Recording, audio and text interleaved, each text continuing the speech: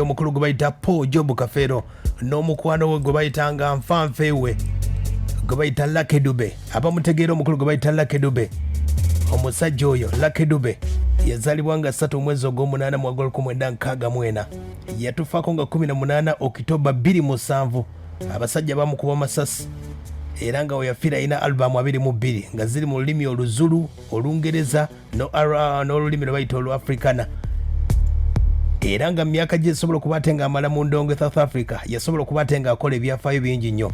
Era nga weyafiira omukulu ono by'obadde tomanyi, Lucky Dube yali agenda kukola oluyimba n'omukulu gwe bayita Paulo Kafeero. Oyinza okwebuuza ate kyali kitya? Gwe nkutegeezako Paulo Kafeero. Paulo Kafeero gwe nkutegeezako gwesobodde okuba ate nga omanya.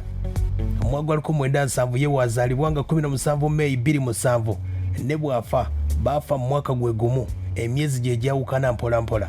Naye ng'omukulu ono gwe nkutegeezako Lucky Dube mu bayimbi be Uganda bye yali asinga okuba ate nga ayagala okusinziira ku interviews asobola okuba ate nga akola ku TV ez'enjawulo ne ku YouTube ng'osobodde okuba ate nga ogoberera, yagamba nti mu Uganda nsinga kwagala omukulu gwe bayita Paulo Kafeero. Bino byonna nga bisobodde okuba ate nga bitambula. Gwe nkutegeezako Lucky Dube mwaka 1995, mwaka 1996, mwaka 1997, 2023 eyo gyonna yali nfanfe. Emyaka era egyasembayo mu mwaka 1997, mwaka 2023 Paulo Kafeero omukulu Lucky Dube yali tamuva, abavubuka bagamba yali tamuva ku kido mu mbeera eyo nga bwetambula. Era yali munywanyi we nnyo era nga yasobola okuba ate nga yayimbako ku stage emu n'omukulu gwe bayita Lucky Dube, omukono gwe bayita Paulo Kafeero. Era nga kigambibwa nti abaaliwo ebiseera ebyo abasobola okuba tebagendako mu bivulu bya Lucky Dube nga azzeeko mu ggwanga Uganda, yayimbako ku nnyimba entono nnyo eza Paulo Kafeero. Wadde ng'ebigambo emu yali tabisobola, naye olw'omukano gwe yalina ku mukulu ono basobola okuba ate nga bakola kyamaanyi. Bonna baali bakuba ennyimba ezikwata ku bantu ab'enjawulo. Omukulu ono gwe bayita Paulo Kafeero n'omukulu gwe bayita Lucky Dube. Ekikakasa nti omukulu ono gwe kutegeezako Paulo Kafeero yali alagala omukulu gwe bayita Lucky Dube yasobola okuba ate nga omukulu Lucky Dube amubbulamu n'erinnya, era nga wano yasobola okuba ate nga atuuma mutabani gwe bayita Kafeero Benedict Dube, awo nno ng'amulaga omukwano nti yali amwagala nnyo.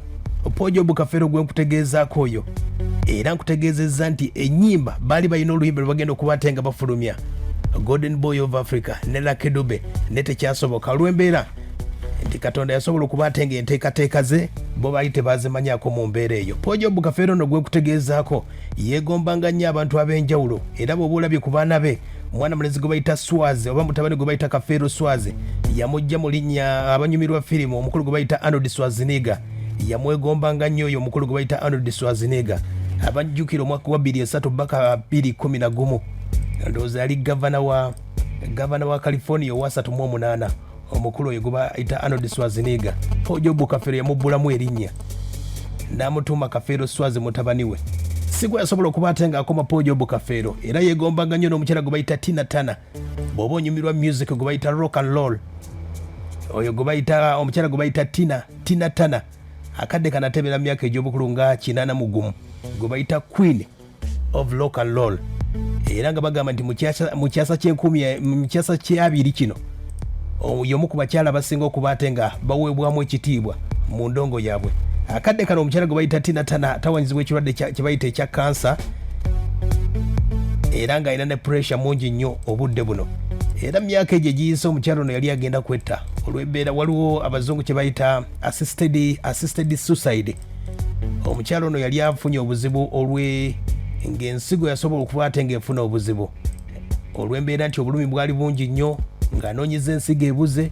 N'omwaka gwa 2017 yasobola okuba ate nga afuna kidney transplant, n'asobola okuba ate nga awona obulumi obwo, n'asobola okuba ate nga yawona okufa. Omukyala mukulu nnyo gwe bayita Tina Turner yasobola okuba ate nga amubbulamu Paulo Kafeero omwana we gwe bayita Tina Turner Kafeero. Gwe kutegeezaako oyo. Ebimu ku ebyo bya Paulo Kafeero n'omukulu gwe bayita Lucky Dube gwe kutegeezaamu ku basajja abasinga b'oyinza okugamba nti mu reggae Lucky Dube yaliwo, tewali ayinza okuba ate nga ajja ng'amwenkanankana paka akadde kano.